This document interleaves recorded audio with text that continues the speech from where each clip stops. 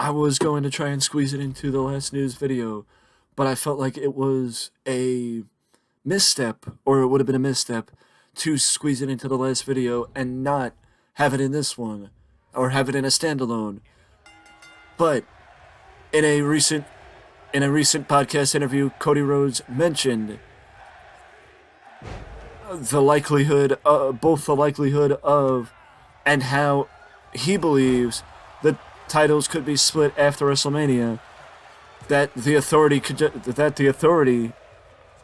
I would believe maybe Adam Pearce could step in and make that situation known, or make that opinion justified. The fact of the matter is, I do believe that is something that WWE should consider after WrestleMania. But you could also do it like you did with the tag team titles, and have where you have one of the tag team titles on the line in one match against somebody from the Raw brand, where you have the WWE Championship on the line against somebody from the Raw brand, and the Universal title on the line against somebody from the SmackDown brand. But the fact of the matter is, Cody should not lose the title anytime soon. So unless you're going to split the title just out of the blue following WrestleMania, that is not something that should be considered for at least a couple of months, because making that decision right out of the gate would be a mistake, but a few months down the road would not be a mistake, because also I don't know that Cody should be... I know that they want to break up the world titles again. I know they want 2 world champions, and I know they want to, have a world champion on both brands. I know they do. But the fact of the matter is, that's where they should progress to at maybe SummerSlam, because also, I don't know that Cody Rhodes should be the only individual champion for an extended period of time, because after having one champion for almost 3 years, it would be very hard, in my opinion, for the fans to again be behind Cody Rhodes for an extended period of time, after just dealing with the fact that Roman Reigns was the only champion for the better part of the last 3 years, because Brock Lesnar held the title Brock Lesnar won the title last year, and then Roman held the WWE title for the last year, give or take. I think, if I remember correctly, Roman's going to hold the WWE Championship for a little less than a year. I could be wrong, but I do believe that's the case, because I don't think Roman will be able to make it a year, because he won it on April 3rd last year. I think he won the WWE title on April 3rd last year, and he's going to lose the title before April 3rd.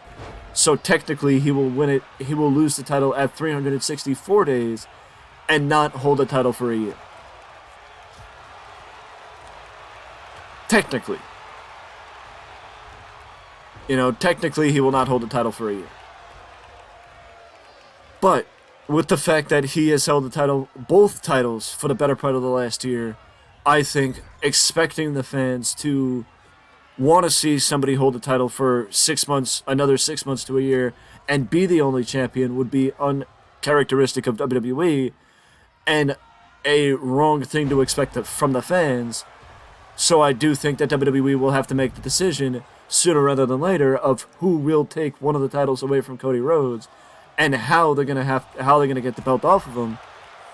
But also, they should have that plan in mind before WrestleMania, because it will make it easier to split it up after WrestleMania, and it'll make the transition seem a little bit smoother after WrestleMania if they make the plan before WrestleMania happens. Argumentatively, it could be Bobby Lashley, it could be Drew McIntyre, it could be Seth Rollins, it could be Sami Zayn. There's a number of people that could take one of the championships away from Cody Rhodes. It could be Jey Uso, Kevin Owens. If it was me, I would probably make the list and say Sami Zayn, Seth Rollins, Drew McIntyre, and Kevin Owens. The reason why Lashley was not The reason why Lashley was not included is because I think that they need to figure out what they want to do with the Hurt Business before they give Lashley the opportunity to challenge for the World Championship. But that's just me. And also, they need to make the decision, if Cody defeats Roman Reigns, will Cody stay on Raw or will Cody move to SmackDown? Because technically, as the Undisputed Universal Champion, you could transition between both brands, but if you go back to how things were when they had the Undisputed title last, which was during the first brand split, they had it where whoever won the title, I believe the loser would then join a winner, would join the brand that he came from. I think. But I think if the winner did not have a brand, then he would join the brand that if the loser did not have a brand, then the loser would join the winner's brand. But fact of the matter is, before being Universal Champion, Undisputed Universal Champion, Roman was on SmackDown. So Roman would just rejoin the SmackDown brand. The fact of the matter is, though, would that end the feud? Would WrestleMania end the feud between Cody Rhodes and the Bloodline? Or would that just continue the feud between Cody and the Bloodline? Because if Cody's going to be on SmackDown as well, where does that leave Cody and the Bloodline? Because Roman might be disappearing, but that doesn't mean the Bloodline as a whole will be disappearing. And also, that doesn't mean that if Sami and Kevin Owens do challenge for the tag team titles at WrestleMania, that the Bloodline feud will be completed. In my opinion, the best way to do it would be maybe similar to what they did at this past week's SmackDown.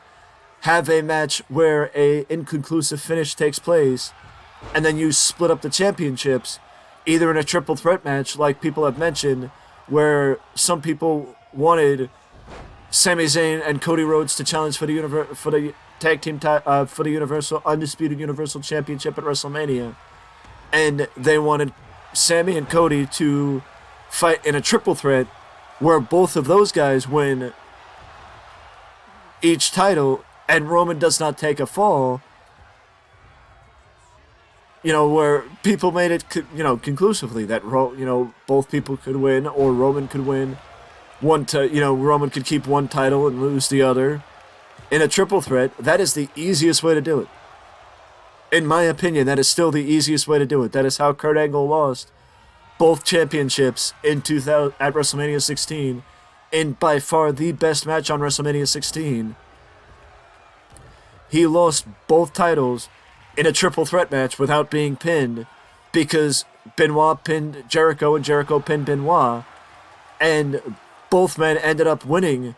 I believe Jericho won the European title and Benoit won the Intercontinental title, as Jericho would then lose the European title the following night to Eddie Guerrero at Raw. But either way, both men won the title. Both men won a title, and no champion did not lose.